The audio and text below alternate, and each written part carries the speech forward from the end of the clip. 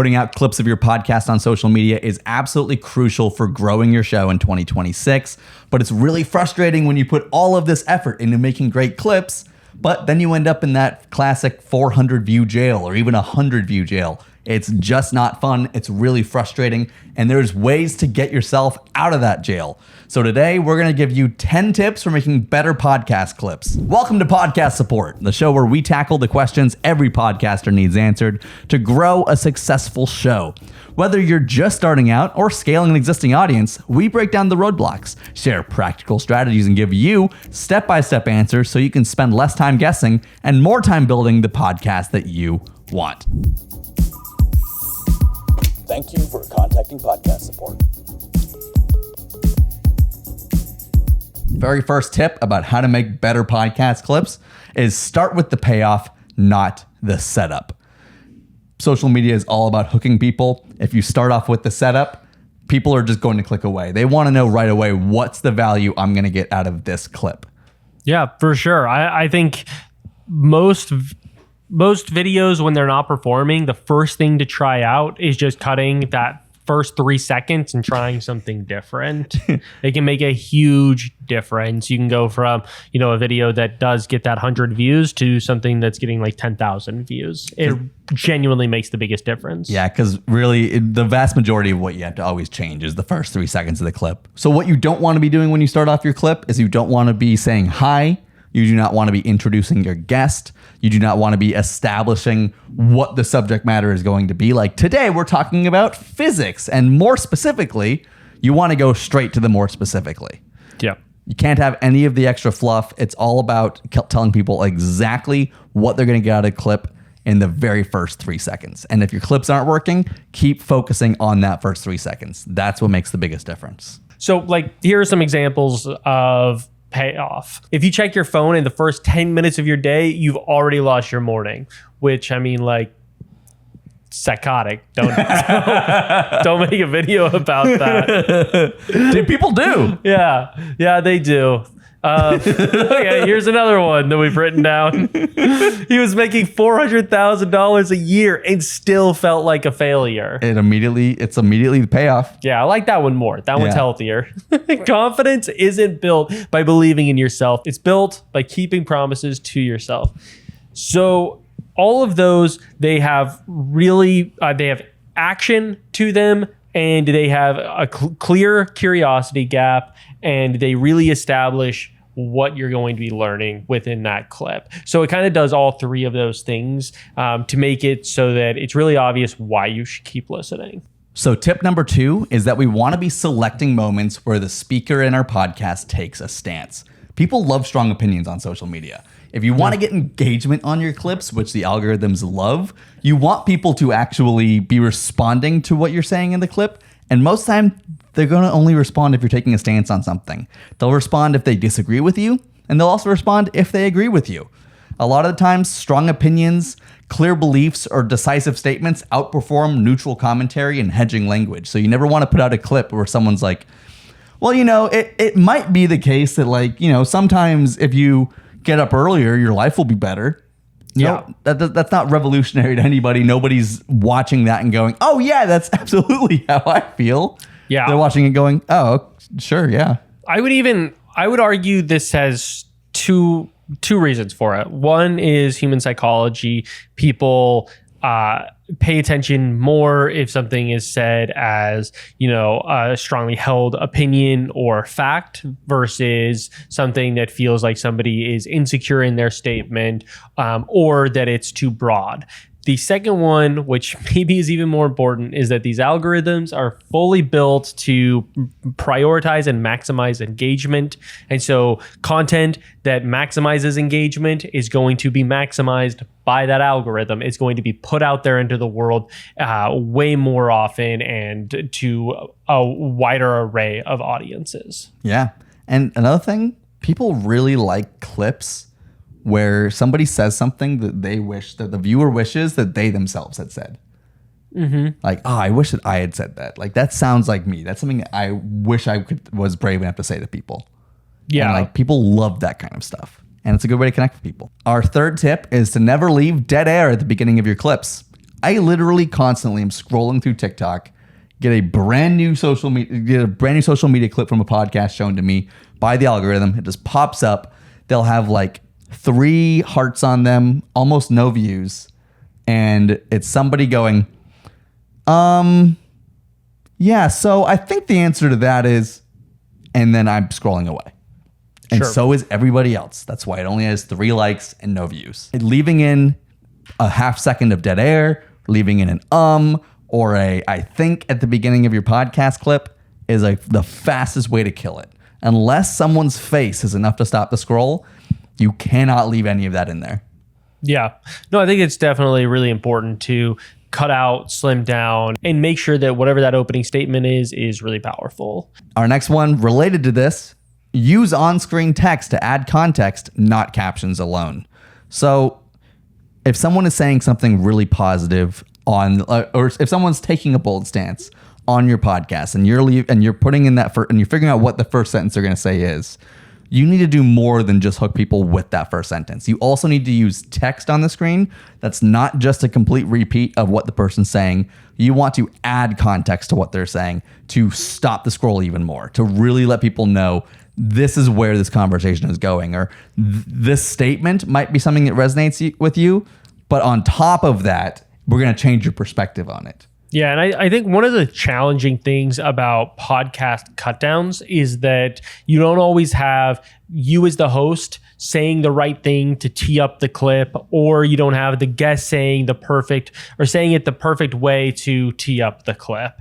And so you can sometimes, have to like wordsmith and like cut and paste and make everything try to work together. But one of the ways that you can help that is by having, a text on screen that makes it really clear what this video is about.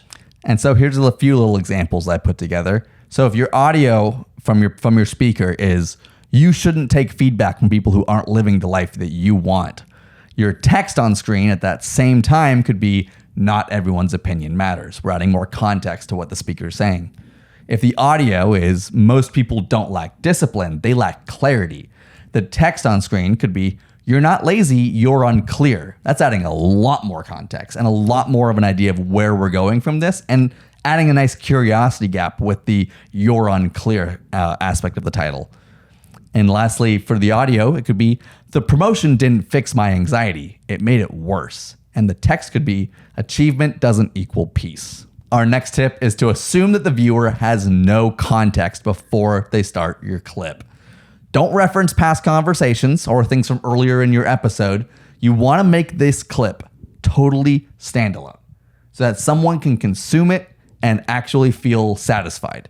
If you start talking about, like I said earlier, that completely confuses people and they're going to scroll away going, oh, I'm supposed to know something else to understand this. Yeah, there are like examples of, somebody telling a story through multiple clips, but that should definitely be the rare option. Most of the time, 99% of the time, you need to make sure that your clips are standalone, that they have that strong beginning, middle, and end, that they kind of have that normal story structure. And honestly, like that's one of the hardest parts about this. It's the thing that, you have to practice and get better at.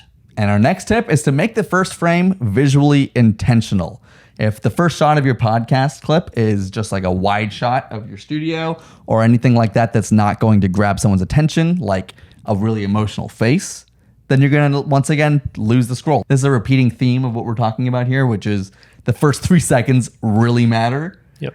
And so using the right shot for that moment is going to make a big difference. So you want to make sure that you're showing who's talking, preferably, or whoever's most emotional in your camera angles. Next up, we have framing the clip around a single idea. This is really important. You do not want to change subjects partway through. You want to make sure that whatever you say at the beginning is going to be what's paid off throughout the rest of the clip. The second that you're done paying that off, the clip needs to end, because when the algorithm looks at it, one of the things that they're looking for is watch time or retention time. And if your clip is, if people listen for so long, let's say your video is 30 seconds and they listen for the first 15 seconds, because that's what you said you would handle for them, and then there's this 15 other seconds where you kind of get off into a different tangent, well, then the video is still not going to spread as well because the Instagram or TikTok is saying, well, people don't watch it for as long, so it's less desirable to people. Our next tip is to use pattern interrupts every 2 to 3 seconds. So what I mean by a pattern interrupt is to interrupt the pattern of the clip. So these are things like zooms, a cut, a piece of stock footage, or a sound effect that breaks up the monotony of someone talking. So if it's just a face talking to the screen, the entire clip, you want to suddenly zoom in a little bit during a certain part of it. You want to cut away or like do a jump cut where you go from close up to a wider shot. Put a piece of stock footage in there. These pattern interrupts keep people watching for longer rather than them feeling like the clip gets monotonous and then cutting away. So holding people's attention with things like that is a really powerful way to just get more views and get your clip out there more. Yeah, here's a test. Okay, bear with me. Just watch this happen twice.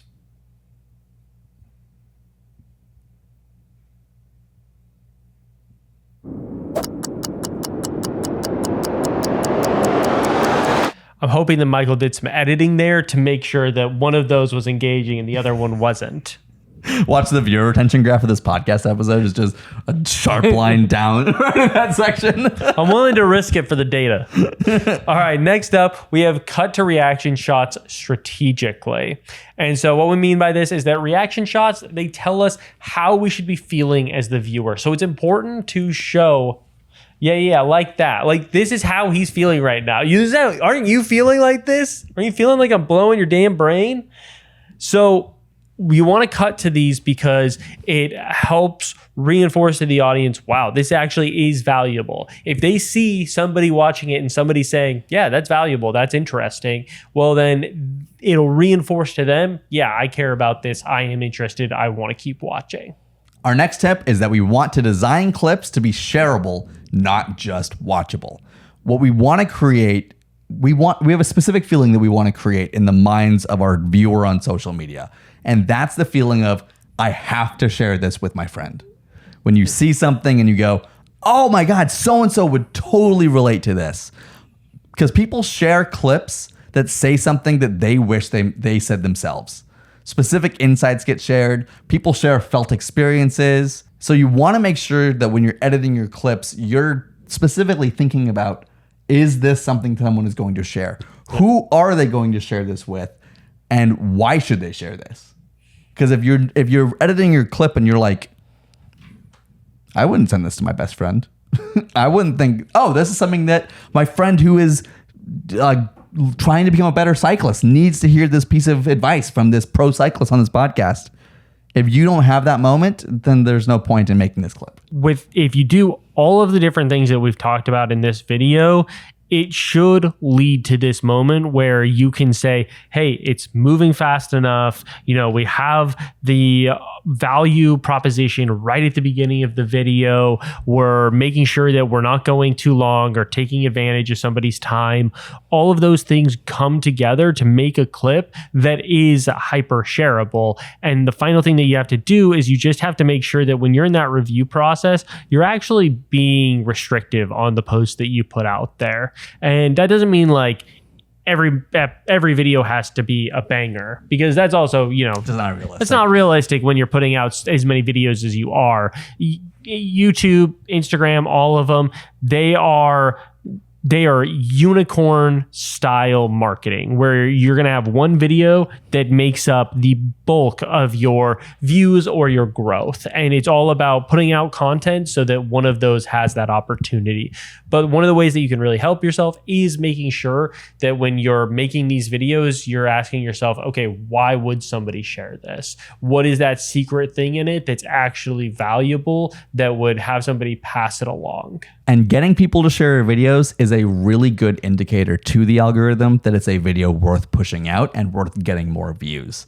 So you really want to be thinking about that, because it's just a really powerful way to get your podcast to grow on social media. So those are 10 tips to make sure that your clips are performing as well as they possibly can. Make sure that you go through And just, it doesn't have to be that you nail all of these right at the start, but it's go with number one. Make sure, are you doing that right? Do it, practice that one for the next 5 clips that you make. Then move on to number 2. Practice that for a while. Make sure that you're getting that one really down. And you want to keep working on each of these. And as you continue down, you will see that you grow and succeed and find more success, which is all that we want for you here. That's why we make this content. So make sure if you find success, tell us about it. We love to hear about new case studies. You hear all the time that we're talking about, the successes and the challenges that people are facing. That's what all of this is here for. And make sure that you subscribe, do all of that type of stuff so that you don't miss more insights like this into the ways that you can continue to grow your podcast. And if you want to learn more about growing on social media as a podcaster, go ahead and click the link below